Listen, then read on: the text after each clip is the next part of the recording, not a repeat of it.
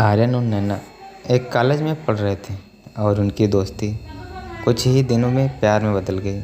उनका प्यार गहरा और अच्छा था, लेकिन जैसे जैसे समय बीतता गया उनकी दोस्ती में झगड़े और मिलने मिलाने के तनाव शुरू हो गए।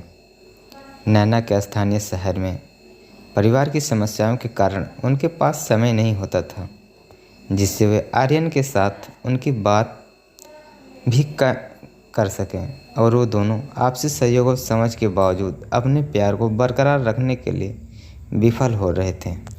एक दिन जब नैना शहर में नहीं थी, आर्यन एक गलतफहमी के आधार पर नैना को एक संदेश भेजा जिसमें उसकी विश्वासघात की बातें लिखी हुई थी। जब नैना वापस आई और उसने सच्चाई जानी तो वह बहुत दुखी हुई। दोनों के बीच कई प्रयासों के बावजूद उनकी दोस्ती के रिश्ते में गहराई बढ़ने के बावजूद उनका प्यार टूटा हुआ था।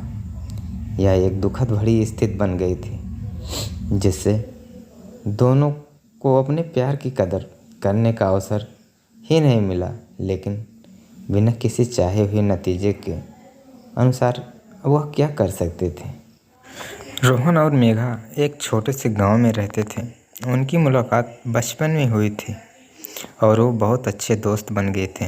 वक्त बीतने के साथ साथ उनकी दोस्ती प्यार में बदल गई और वो एक दूसरे के बिना नहीं रह सकते थे।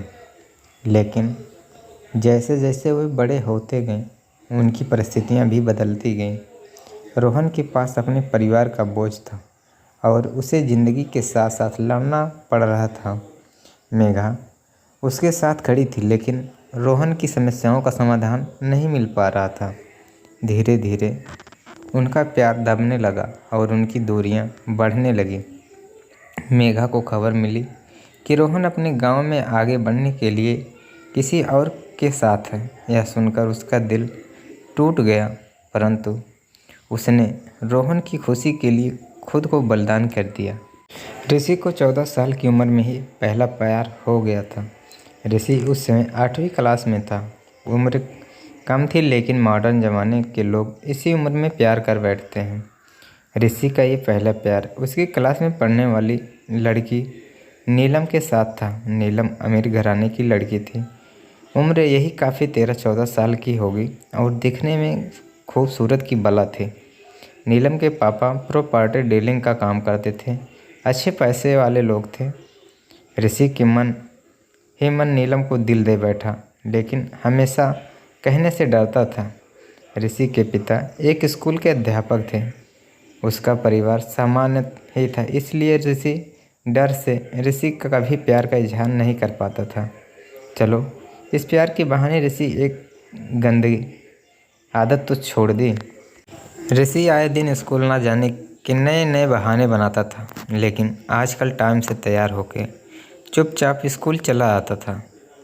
माँ बाप सोचते बच्चा सुधर गया, लेकिन बेटे का दिल तो कहीं और अटका हुआ था। समय ऐसे ही बीतता गया, लेकिन ऋषि कभी प्यार का इजहार करने की हिम्मत नहीं जुटा पाया।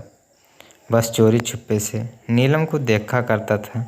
हाँ, कभी कभी दोनों की बातें भी होती थी, लेकिन पढ़ाई के टॉपिक पर ऋषि दिल की बात तो ना कह पाया। समय गुजरा, 8वीं पास की, 9वीं पास की, अब 10वीं पास कर चुके थे, लेकिन चाहत अभी भी दिल में ही दबी थी। आज स्कूल का अंतिम दिन था। ऋषि मन ही मन उदास था कि शायद नीलम को शायद ही देख पाएगा, क्योंकि ऋषि के पिता की इच्छा थी कि 10वीं के बाद बेटे को बड़े शहर में पढ़ने के लिए भेजेंगे। स्कूल के अंतिम दिन सारे दोस्त एक दूसरे से प्यार से गले मिल रहे थे, अपनी यादें को शेयर कर रहे थे। नीलम भी अपने फ्रेंड के साथ काफ़ी खुश थी। आज वह एंजॉय कर रही थी अंतिम दिन जो था, लेकिन ऋषि की आंखों में आंसू थे। ऋषि चुपचाप क्लास में चला गया और नीलम के बैग में से उसका आइडेंटिटी कार्ड निकाल लिया। उस कार्ड पर नीलम की प्यारी सी फ़ोटो थी। ऋषि ने सोचा कि इस फ़ोटो को देखकर ही मैं अपने प्यार को याद किया करूँगा। बैंक से लोन लेकर पिताजी ने ऋषि को बाहर पढ़ने के लिए भेज दिया।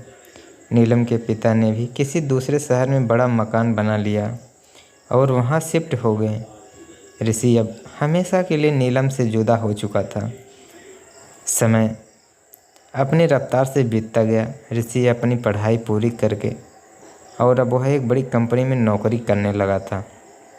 अच्छी तनख्वाह भी थी, लेकिन ज़िंदगी में एक कमी हमेशा खलती थी कि वो नीलम लाख कोशिशों के बाद ऋषि फिर भी नीलम से मिल नहीं पाया। घर वालों ने ऋषि की शादी एक सुंदर लड़की से कर दी। संयोग से उस लड़की का नाम भी नीलम था। ऋषि जब भी अपनी पत्नी को नीलम नाम से पुकारता, उसके दिल की धड़कनें तेज हो जाया करती। आँखों के आगे बचपन की तस्वीरें उभर आया करती थी। पत्नी को उसने कभी इस बात का एहसास न होने दिया, लेकिन आज भी नीलम से सच्चा प्यार करता था। एक दिन ऋषि कुछ फाइल्स की तलाश कर रहा था। अचानक उसे नीलम का वो बचपन का फ़ोटो आइडेंटिटी कार्ड मिल गया। उस पर छिपे नीलम के प्यारे से चेहरे को देखकर ऋषि भावुक हो उठा। तभी पत्नी अंदर आ गई और उसने वह फ़ोटो देख ली। पत्नी, यह कौन है? ज़रा इसकी फ़ोटो मुझे दिखाओ। ऋषि, अरे कुछ नहीं, ऐसे ही बचपन में दोस्ती थी। पत्नी, अरे यह तो मेरी फ़ोटो है। ये मेरे बचपन का फ़ोटो है। देखूं, ये लिखा सरस्वती कन्वेंट स्कूल, यही तो मैं पढ़ती थी। ऋषि यह सुनकर खुशी से पागल सा हो गया। क्या है? तुम्हारी फ़ोटो है? मैं इस लड़की से बचपन से बहुत प्यार करता हूँ। नीलम ने अब ऋषि को अपनी पर्सनल डायरी दिखाई, जहाँ नीलम की कई बचपनी फ़ोटो लगी थी। ऋषि की पत्नी वास्तव में वही नीलम थी जिसे वह बचपन से बहुत प्यार करता था।